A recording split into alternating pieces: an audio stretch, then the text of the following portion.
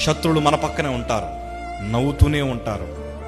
కొంతమంది హుందాగా బ్రతుకుతుంటే, వారి కష్టార్జితాన్ని వారు అనుభవిస్తుంటే చూసి తట్టుకోలేని వారు ఎక్కడో అమెరికా దేశంలోనో, పాకిస్తాన్లోనో, ఎక్కడో జమ్మూ కాశ్మీర్లోనో లేరు, మన వీధిలోనే ఉన్నారన్న సంగతి మరొక్కసారి మీకు జ్ఞాపకం చేస్తున్నాను. బహుశా మన ఇంట్లోనే ఉండొచ్చేమో.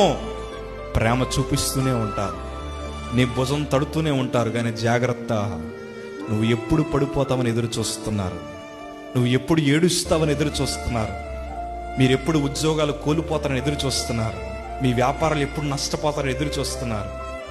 కొంతమంది గృహాలు కట్టుకుంటే చూసి తట్టుకోలేరు, కొంతమంది వాహనాలు కొనుక్కుంటే చూసి తట్టుకోలేరు.